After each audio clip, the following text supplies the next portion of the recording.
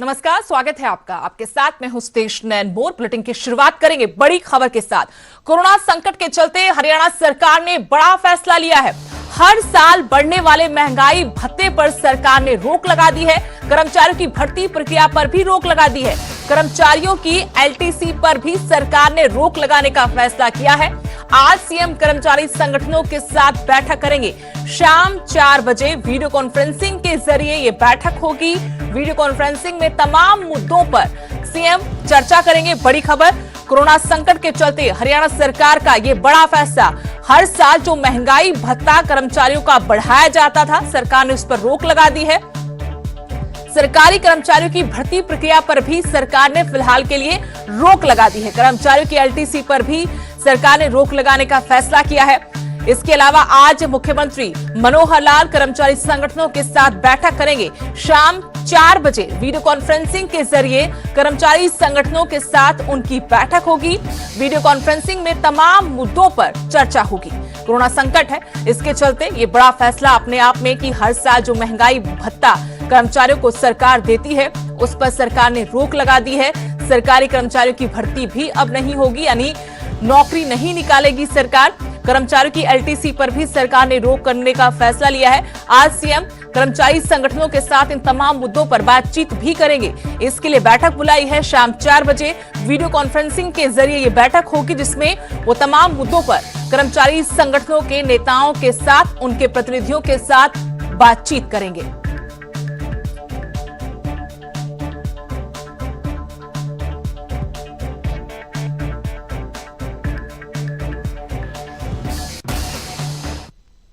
एक और बड़ी खबर, सुरजेवाला ने मनोहर सरकार पर निशाना साधा है। 1 साल तक भर्ती पर रोक के फैसले को तुगलकी फरमान कहा है। सरकार के फैसले को वापस लेने की भी मांग की है। आर्थिक संकट में दर दर की ठोकरें खा रहा है नौजवान। नौजवानों के पास काबिलियत है पर रोजगार नहीं। रणदीप सिंह सुरजेवाला लगातार सरकार पर हमलावर है और इस बार जो सरकार ने फैसला किया कि 1 साल तक प्रदेश में कोई नई भर्ती नहीं निकाली जाएगी, इसी को लेकर रणदीप सिंह सुरजेवाला ने सरकार पर कहा, आरोप लगा कि यह फैसला तुगलकी है। सरकार के फैसले को वापस लेना चाहिए। सरकार अपना फैसला वापस ले। आर्थिक संकट में नौजवान दर दर की ठोकरें खा रहे हैं। नौजवानों के पास काबिलियत तो है लेकिन रोजगार नहीं है। हरियाणा का पढ़ा लिखा युवा कहां जाएगा? खट्टर साहब, अब आपने एक नया तुगलकी फरमान जारी कर ये कह दिया कि 1 साल तक हरियाणा के नौजवानों को सरकारी नौकरी नहीं दी जाएगी। आज लॉकडाउन, कोरोना का संकट, आर्थिक संकट, दर दर की ठोकरें खा रहा है नौजवान। गुण है, शिक्षा है, काबिलियत है, पर रोजगार नहीं। पहले ही पिछले 5.5 साल में आपने रोजगार के नाम पर केवल लॉलीपॉप हरियाणा के युवाओं को थमा रखा है। हजारों नौजवान नौकरी खो चुके हैं और ऊपर से अब नया तुगलकी फरमान कि 1 साल तक हरियाणा सरकार कोई नई नौकरी नहीं देगी। हरियाणा का पढ़ा लिखा युवा जाएगा कहां? माँ बाप बच्चे को रोजगार, रोटी, अच्छा भविष्य कैसे देंगे? कृपया करके हमारी आपसे हाथ जोड़कर विनती है, इस प्रकार का अमानवीय, असंवेदनशील और अन्यायपूर्ण निर्णय हरियाणा के युवाओं से मत करिए। हरियाणा के युवाओं की नौकरियों पर प्रतिबंध मत लगाइए, रोक मत लगाइए, नहीं तो हरियाणा का युवा जाएगा कहां और फिर आप सरकार में बैठे क्यों हैं? क्या इस बात का जवाब देंगे कि आप एक पिता की मुश्किलात को समझ सकते हैं, एक बेरोजगार नौजवान की मुश्किलात को समझ सकते हैं, एक मां की तकलीफ को समझ सकते हैं जिसका पढ़ा लिखा लड़का या लड़की घर पर बैठा है? भगवान के लिए इस निर्णय को फौरन वापस लीजिए। चंडीगढ़ से मेरे सहयोगी मनोज कुमार जुड़ गए हैं। मनोज, इससे पहले रणदीप सिंह सुरजेवाला ने किसानों का मुद्दा उठाया था, किसान आड़तियों की समस्या उठाई थी, सरकार को वहां पर बड़ा फैसला करना पड़ गया। अब युवाओं के रोजगार को लेकर सरकार पर हमलावर है रणदीप सिंह सुरजेवाला। सरकार के फैसले को हम इससे कैसे जोड़कर देखें? वो कह रहे कि सरकार है, अब सत्ता में बैठे, आपको उपायों पर काम करना चाहिए, ना कि आप ऐसे फरमान सुनाएं।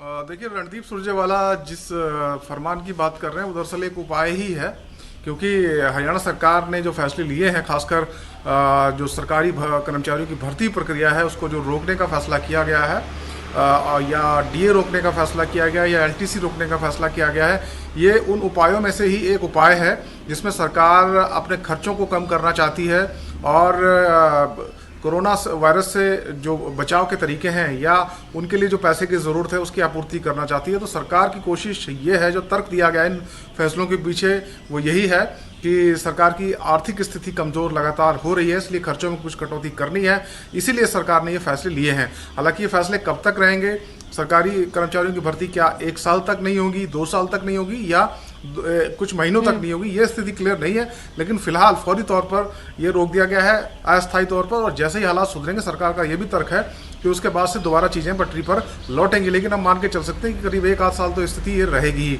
और जो आरोप रणदीप सिंह सुरजेवाला ने लगाए हैं, जाहिर सी बात है कि वो विपक्ष में है और इतना बड़ा ये इशू है क्योंकि करीब 20,000 के करीब जो पद हैं उन पर भर्तियां होनी थी या उनकी प्रोसेस चल रही थी। सरकार के इस फैसले के बाद वो उन पर ज़रूर इसका असर पड़ेगा और अब काफ़ी लंबा इंतज़ार करना पड़ेगा उन युवाओं को जो नौकरी की तलाश में थे, नौकरी के लिए प्रयासरत थे। जी शुक्रिया मनोज, तमाम जानकारी के। तो एक तरफ सरकार बड़े फैसले कर रही है, चाहे महंगाई भत्ता रोकने की बात हो या वहां पर यह कहना कि 1 साल तक कम से कम नई नौकरी नहीं निकाली जाएगी, लेकिन विपक्ष इनको मुद्दा बनाकर सरकार को ही घेरने में लगा हुआ है।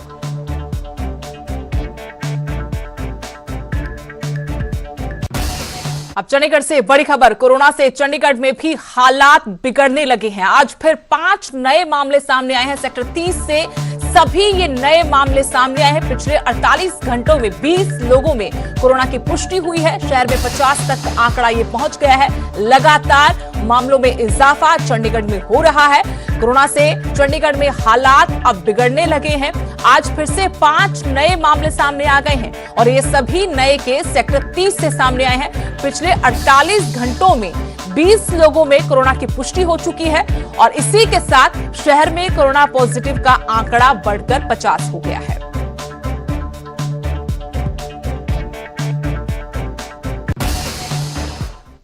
मोहाली से बड़ी खबर, जहां कोरोना का नया केस सामने आया है। यह नया केस डेराबस्सी के जवाहरपुर से सामने आया है। गांव का 40 वर्षीय शख्स कोरोना पॉजिटिव निकला है। करीब 2 हफ्तों के बाद इस गांव में नया मामला सामने आया है। मोहाली में अब कोरोना के 64 मामले हो गए हैं। पंजाब में कुल 332 केस हैं। 19 लोगों की कोरोना के चलते मौत और 98 मरीज कोरोना के ठीक होकर घर भी लौटे हैं। लेकिन जवाहरपुर गांव में एक और नया मामला सामने आ गया है। हॉटस्पॉट ये गांव और 2 हफ्ते के बाद यहां ये नया मामला कोरोना का।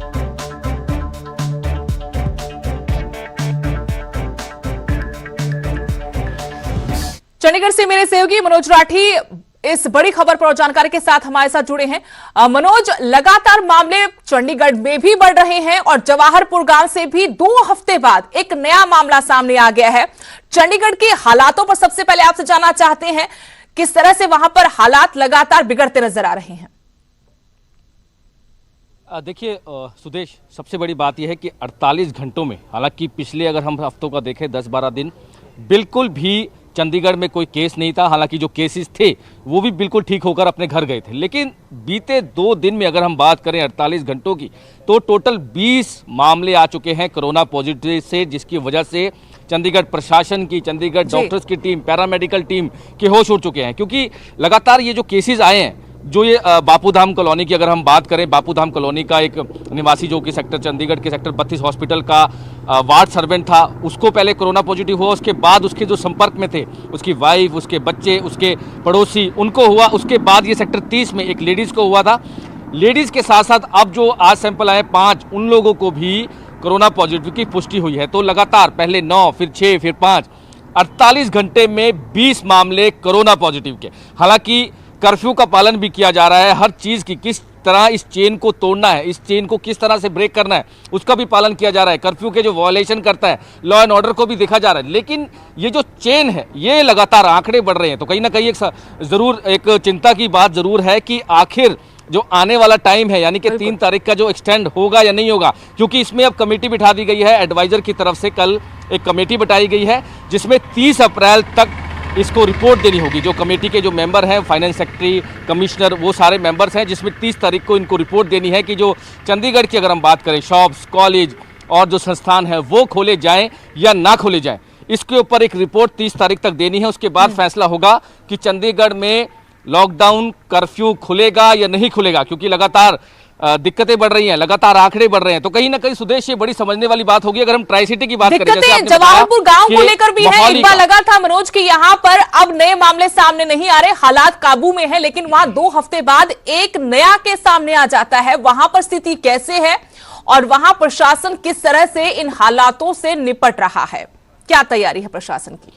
देखिए बिल्कुल सुदेश, अगर हम बात करें हॉटस्पॉट मोहाली में 64 यानी कि 64 मामले पूरे मोहाली जिले में हैं, जिसमें अकेले में ही 39 मामले हो चुके हैं जवाहरपुर के, यानी कि एक ही गांव के 39 कोरोना पॉजिटिव केसेस हो चुके हैं। 38 थे, अब आज एक जो 40 साल का जो युवक आया है, जो सरपंच का रिश्तेदार बताया जा रहा है, उसको भी, हालांकि वो भी सर्वेलेंस पे था पहले भी, लेकिन जैसे ही उसकी तबीयत बिगड़ी, जब उसके सैंपल दोबारा लिए गए तो उसको पॉजिटिव आ गया। तो कहीं ना कहीं अभी चिंता की बात जरूर है कि लगातार इस तरह के, हालांकि जवाहरपुर में पिछले अगर हम बात करें 1 हफ्ते में बिल्कुल शांति थी, बिल्कुल राहत की बात थी, लगातार सैंपल लिए जा रहे थे, लगातार नेगेटिव आ रहे थे, लेकिन अब ये दोबारा से एक बार फिर से पॉजिटिव आया है। तो कहीं ना कहीं अब फिर से दिक्कत जरूर है, क्योंकि लगातार हब बन रहा है, हॉटस्पॉट मोहाली, चंडीगढ़।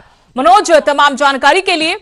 तो एक और नया मामला जवाहरपुर से सामने आया था। फिलहाल वक्त हो गया है छोटे से ब्रेक का, फौरन लौट। ब्रेक के बाद स्वागत है आपका। अब बड़ी खबर पंजाब से, जहां कांग्रेस विधायकों के साथ मुख्यमंत्री कैप्टन की बैठक होगी। आज दोपहर 3 बजे का वक्त तय किया है। वीडियो कॉन्फ्रेंसिंग के जरिए ये बैठक की जाएगी। 7 जिलों के 19 विधायकों से सीएम कैप्टन बात करेंगे। विधायकों की सूची में नवजोत सिंह सिद्धू का नाम भी शामिल है। विधायकों से हालात का फीडबैक लेंगे सीएम कैप्टन। तो कांग्रेस विधायकों के साथ मुख्यमंत्री कैप्टन की ये महत्वपूर्ण बैठक आज होगी और 3 बजे का वक्त तय किया है। वीडियो कॉन्फ्रेंसिंग के जरिए वो 7 जिलों के 19 विधायकों से बातचीत करेंगे। विधायकों की सूची में नवजोत सिंह सिद्धू का नाम भी शामिल है। जो सबसे महत्वपूर्ण और बड़ी खबर कि नवजोत सिंह सिद्धू को भी इसमें शामिल किया गया। विधायकों से जो हालात फिलहाल हैं प्रदेश के, उस पर फीडबैक लेंगे सीएम कैप्टन। तो बड़ी खबर पंजाब से ये कि कांग्रेस विधायकों के साथ सीएम कैप्टन आज बैठक करेंगे। 7 जिलों को चुना है, जिनके 19 विधायक हैं जो इस बैठक का हिस्सा होंगे। वीडियो कॉन्फ्रेंसिंग के जरिए दोपहर 3 बजे ये बैठक बुलाई गई है। विधायकों की सूची में नवजोत सिंह सिद्धू का नाम भी शामिल है। इन विधायकों से फीडबैक लेंगे सीएम कैप्टन अमरिंदर सिंह। इस खबर पर और जानकारी हम लेंगे मेरे सहयोगी अमृतसर से राजीव शर्मा फोन लाइन पर जुड़ गए। राजीव, आज 7 जिलों के 19 विधायकों के साथ सीएम कैप्टन वीडियो कॉन्फ्रेंस के जरिए बैठक करने वाले हैं और सबसे महत्वपूर्ण ये कि नवजोत सिंह सिद्धू का नाम इसमें शामिल है, क्या और जानकारी? जी हाँ, बिल्कुल। जो 19 विधायक हैं पूरे पंजाब के अलग अलग जिलों के, तो उसमें अमृतसर के अगर बात करें जिले की, तो 6 विधायकों के नाम हैं, जिनमें नवजोत सिंह सिद्धू का भी नाम शामिल है। और 3 बजे ये अमृतसर के डिप्टी कमिश्नर के घर पर वीडियो कॉन्फ्रेंसिंग होगी, जिसमें विधायक और मुख्यमंत्री कैप्टन अमरिंदर सिंह आपस में विचार चर्चा करेंगे कि आखिरकार उनके इलाकों में क्या क्या दिक्कतें हैं और उनका कैसे समाधान किया जा सकता है। तो नवजोत सिंह सिद्धू को भी औपचारिक तौर पर उसका जो इनविटेशन है वो भेजा गया है, एसडीएम के थ्रू उनको इन्फॉर्म कर दिया गया, लेकिन अभी तक ये स्पष्ट नहीं हो पाया कि क्या नवजोत सिंह सिद्धू उस वीसी में पहुंचेंगे या फिर नहीं। तो 3 बजे ही ये तस्वीर साफ होगी, लेकिन ये एक मौका है हर विधायक के लिए अपने जो मुख्यमंत्री के साथ जिस तरीके की भी दिक्कतें आ रही हैं उनको साझा करने के लिए। तो अब ये देखना होगा कि नवजोत सिंह सिद्धू इस मौके का फायदा उठाते नजर आते हैं या फिर इस मौके को गवाते हैं। तो ये 3 बजे स्पष्ट होगा, जब ये बैठक डीसी के जो सरकारी आवास है वहां पर शुरू होगी। जी राजीव, शुक्रिया। और इस बड़ी खबर पर हमारी भी नजरें रहेंगी। शुक्रिया तमाम जानकारी के लिए। 3 बजे बैठक का वक्त तय किया है, लेकिन अभी तक ये साफ नहीं हो पाया कि नवजोत सिंह सिद्धू इस बैठक का हिस्सा होंगे या नहीं। तो नजरें सभी की 3 बजे पर टिकी है कि इस बैठक में क्या नवजोत सिंह सिद्धू शामिल होंगे, बाकी विधायकों के साथ, और अपने विधानसभा क्षेत्र की बात मुख्यमंत्री के सामने रखेंगे। अब हरियाणा के यमुनानगर से बड़ी खबर, जहां सरेआम नियमों की धज्जियां उड़ाई गई। शव यात्रा में सैकड़ों लोग शरीक हो गए। वाल्मीकि नेता के बेटे की मौत हुई थी। जेल में ये मौत हुई थी संदिग्ध हालातों में और पुलिस के सामने ही अंतिम यात्रा निकाली गई। अब पुलिस ने करीब 300 लोगों पर एफआईआर दर्ज कर मामले पर खानापूर्ति करने की कोशिश की है। यमुनानगर से ये तस्वीरें आपको दिखा रहे हैं कैसे सरेआम लॉकडाउन की धज्जियां उड़ाई जा रही हैं। वाल्मीकि नेता के बेटे की मौत की ये शव यात्रा है और जानकारी के साथ मेरे सहयोगी यमुनानगर से तिलक भारद्वाज फोन लाइन पर जुड़ गए। तिलक, आपसे जानना चाहते हैं, तस्वीरें ये कह रहे हैं कि यहाँ नियम कानून के बारे में कोई नहीं परवाह करता और धज्जियां उड़ा दी गई लॉकडाउन की। जी बिल्कुल सुदेश, कानून उसके लिए होता है जो उसकी पालना करता है और खासतौर पे वो गरीब आदमी ही इस कानून में पिसता है। और ये यहाँ पर देखने को मिला है कि कैसे शरेआम जो लॉकडाउन है उसकी कैसे धज्जियां उड़ी हैं। और सबसे बड़ी बात ये थी कि जब इस वाल्मीकि नेता के पुत्र की मौत की सूचना मिली थी तो तभी से ही पुलिस को अंदेशा तो था कि काफी संख्या में लोग इकट्ठा होंगे, लेकिन पुलिस की एक बड़ी लापरवाही रही है। प्रशासन हालांकि मौजूद था मौके पर, लेकिन लोग एकाएक करते अस्पताल में पहुंचते हैं। पहले अस्पताल में हंगामा होता है और बाद में शव नहीं उठाया जाता है। उसके बाद भी जब प्रशासन को इस मामले में कोई भी सुध नहीं ली तो अगले जैसे ये शव लेके जाते हैं उस शव यात्रा में सैकड़ों की तादाद में जो लोग थे वो शामिल हुए। कहीं ना कहीं नियमों की धज्जियां उड़ी, लेकिन अब जब ये मामला खुलकर सामने आया तो खानापूर्ति के लिए पुलिस ने एफआईआर दर्ज जरूर की है। क्या किसी की गिरफ्तारी हुई है? क्या वाल्मीकि नेता जिसके बेटे की मौत हुई थी उसके खिलाफ कोई कार्रवाई की गई है और क्या किसी शख्स की गिरफ्तारी पुलिस कर पाई है? जिस देश इस पूरे मामले में अगर बात की जाए तो जिस नेता के पुत्र की मौत हुई थी उसको पूरी इस फिल्म से बाहर रखा गया है, क्योंकि जो एफआईआर दर्ज हुई है उसमें साफ कहा गया है कि राजेंद्र वाल्मीकि जो थे वो इनको समझाने में लगे हुए थे। लेकिन बड़ी बात तो ये थी कि जिस प्रकार लोग एकाएक इकट्ठा हुए और सबसे बड़ी बात ये थी कि पुलिस प्रशासन जितना भी था, जिस शव यात्रा जा रही थी पूरे रास्ता सील किया हुआ था और इन लोगों को जाने में कोई दिक्कत ना हो, बकायदा बैरिकेड लगाए गए थे। कोई दूसरी गाड़ी को रोड क्रॉस करने नहीं दी जा रही थी। यहाँ तक कि जो दुकानें खुली थी उनको भी बंद करा दिया गया ताकि शव यात्रा जारी है, कहीं कोई ऐसी उपद्रवी शरारत न कर दे। इसको लेकर पुलिस के संरक्षण में ही ये सब कुछ होता है और बाद में पुलिस इस पे एफआईआर दर्ज करती है। जी सुदेश। शुक्रिया तिलक। तो ये पुलिस प्रशासन की नाकामी है जिसके चलते शव यात्रा में सैकड़ों लोग एकाएक शामिल हो गए और पुलिस की आंखों के सामने ही नियमों की धज्जियां उड़ाते रहे।